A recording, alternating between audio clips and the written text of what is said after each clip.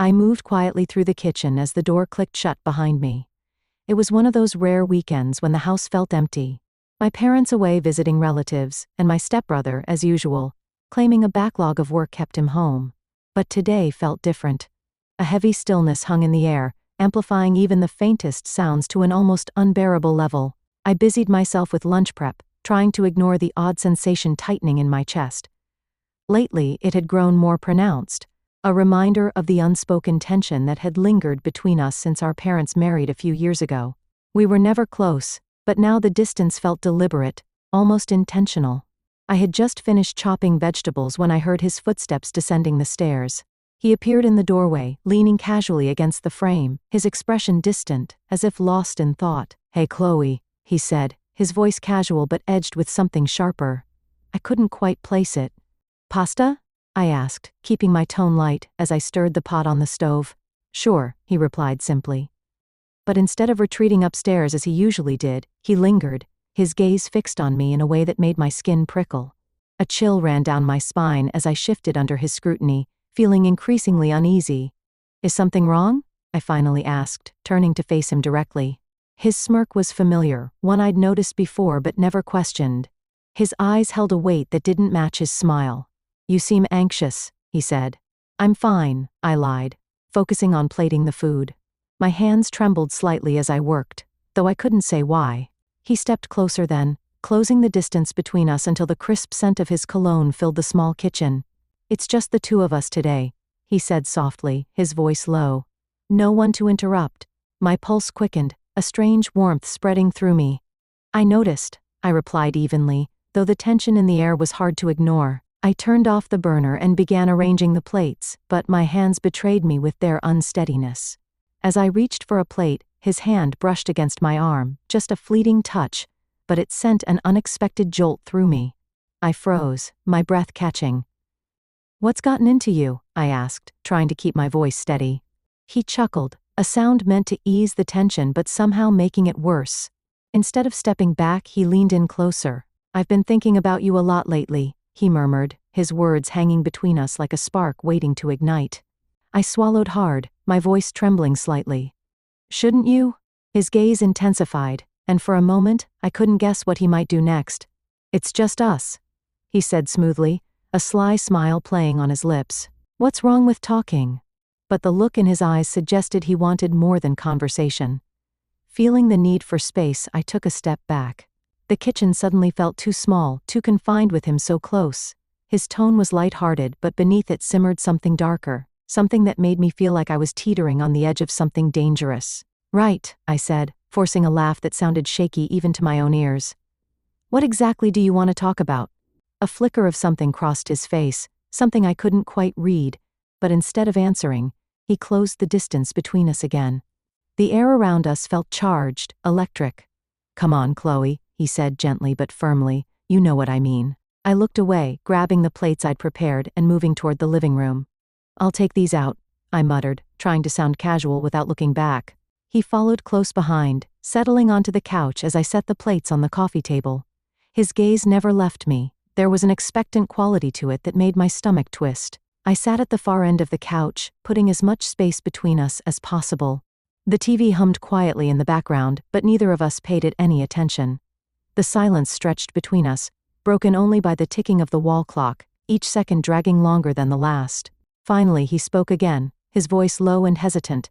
"Do you ever wonder how things would be different if we weren't related?" The question hung in the air like a grenade with its pin pulled. An uneasy feeling settled in my stomach. We were treading into territory neither of us knew how to navigate. "That's an unusual question," I replied carefully, picking up my plate, though my appetite had vanished long ago. He leaned forward slightly, his gaze unwavering. "Technically," he said slowly, "we're not really connected." The words landed heavily between us, and for a moment, neither of us spoke. The tension in the room was palpable now, a boundary neither of us dared to cross but couldn't seem to ignore either. "You're my stepsister," he said carefully, "not my biological sister." His words were a flimsy justification that made his remarks seem almost plausible, though far from correct. I glanced at him, startled by the intensity of his gaze. He was serious. This wasn't just sibling teasing. His seriousness unnerved me more than I cared to admit. "We can't," I began firmly. "Why not?" His tone softened almost pleadingly now, as if searching for validation rather than confrontation itself. A vulnerability hidden beneath years of blurred boundaries made worse by complications threatening to unravel everything. I shook my head firmly again before responding. "It doesn't matter whether or not we share blood ties. We're family now whether either likes it." My gesture underscored the impossibility of our situation, reinforcing the finality of my statement through body language alone. Words weren't needed to drive the point home. He fell silent, the ticking of the clock overhead marking the slow, steady passage of time. The inevitable conclusion loomed, regardless of how this conversation had started hours ago in the afternoon. Now, here we were, standing side by side, facing a reality neither of us had anticipated. Standing so close to him, every unspoken thought between us felt exposed, laid bare in the suffocating stillness of the room. "Stop," I murmured, the word barely escaping my lips. I wasn't sure if it was a plea for him or a warning to myself. But he didn't listen. Instead, his hand reached out, brushing a strand of hair from my face. His fingers lingered on my cheek, their warmth sending an involuntary shiver down my spine. I hated how my body betrayed me, how I didn't pull away immediately. "This is wrong," I said, my voice trembling under the weight of the moment. He withdrew his hand but held my gaze, his eyes dark and unreadable.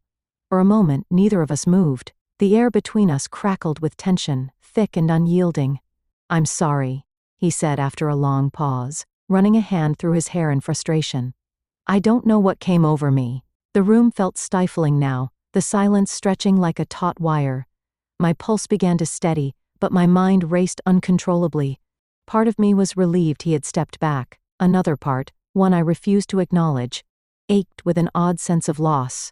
"We need to forget this happened," I said, more to convince myself than him. He didn't respond immediately. Instead, he studied me carefully, as if weighing the consequences of his actions. Finally, he nodded slowly.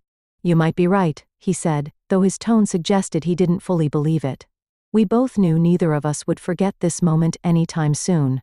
I turned back to the television, but the images on the screen blurred into nothingness. My mind replayed his words, his touch, and the way my body had responded to him. A small, insidious part of me whispered that I had wanted him to push further. The thought left a bitter taste in my mouth, and a lingering shame that clung to me like a shadow.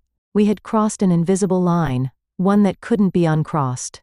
"I'm going to clean up," I mumbled abruptly, rising from the couch and heading to the kitchen. I needed space, away from him and the weight of his gaze. In the kitchen, I tried to distract myself by washing dishes. The warm water flowed over my hands as I scrubbed at plates that were already spotless. But no matter how hard I tried to focus on the task at hand, my mind kept drifting back to the couch, to the look in his eyes just minutes ago. How were we supposed to move past this?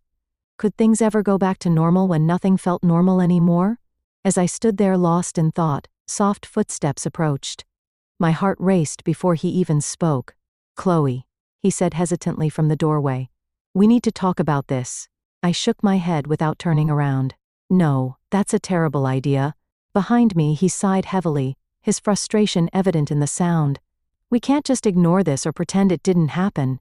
"That's exactly what we're going to do," I said firmly, keeping my eyes fixed on the sink. "We have to let this go." When I finally turned to face him, our eyes met, and I felt my resolve waver. The turmoil in his gaze was unmistakable. This wasn't something he was willing to drop easily. "Why are you so afraid to admit there's something real between us?" he asked softly but insistently. "Because it isn't real." My voice rose louder than intended, echoing in the quiet kitchen. "It's wrong. It's unnatural.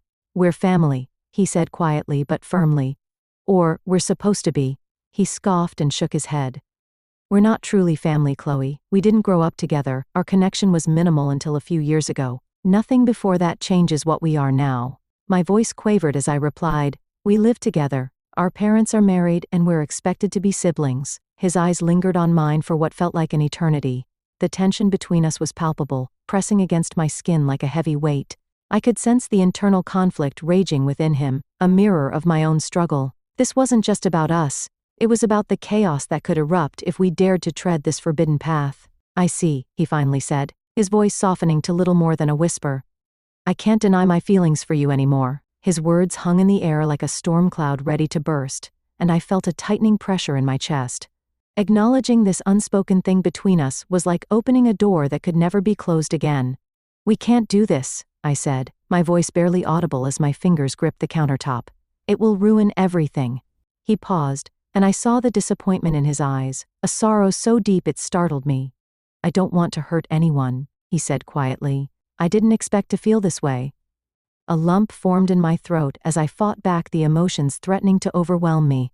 "We need to stop this before it gets worse," I insisted, my voice firm despite the turmoil inside me. "Whatever this is, whatever you think it is, it's not real. We're just confused. Living together has blurred things. Once we get some distance, everything will go back to normal." He looked down. His face creased with a deep frown that revealed the storm within him. Finally he nodded reluctantly. "All right," he murmured, stepping back. "I don't want to make you uncomfortable." I exhaled sharply, only then realizing I'd been holding my breath. Relief and regret tangled together in my chest, leaving me unsteady. "Thank you," I whispered, forcing a smile that felt as thin as paper. He turned to leave but paused at the threshold, his hand resting on the doorframe.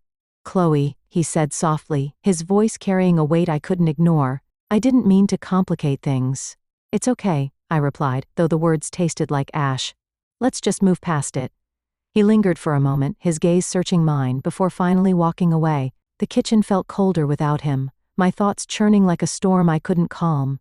In the days that followed, an uneasy quiet settled between us, thick and unspoken, like fog clinging to the ground. We avoided any mention of that night, but the tension lingered, sharp and unrelenting. Every glance, every passing moment in the same room felt charged with words neither of us dared to say. It was as if we'd silently agreed to a fragile truce, one neither of us wanted to break. One evening, as I sat alone in my room, a soft knock shattered the stillness. My pulse leapt before I even heard his voice. "Chloe." His tone was low, deliberate, as though he regretted disturbing the silence. "Can we talk?" I hesitated, then cracked the door open just enough to see his face. His eyes met mine, searching for something I wasn't sure I could give. "I want things to be normal between us," he said quietly. "Not like this, not so strained all the time." I nodded slowly, though my heart felt like it was tied in knots, just as his clearly was. We stood there, the silence stretching between us like a wire pulled too tight. Neither of us moved to cut it. Finally, he gave a small nod and turned to leave. His shoulders sagged slightly as he walked away, and an odd sense of closure settled over me. Whatever had simmered between us, that strange, unspoken connection, had faded into something quieter, though a faint undercurrent of tension remained. We'd reached an unspoken understanding to move forward, carrying the weight of our silence with us. And in that quiet moment, I realized how often the things left unsaid linger longer than any words we could ever speak aloud.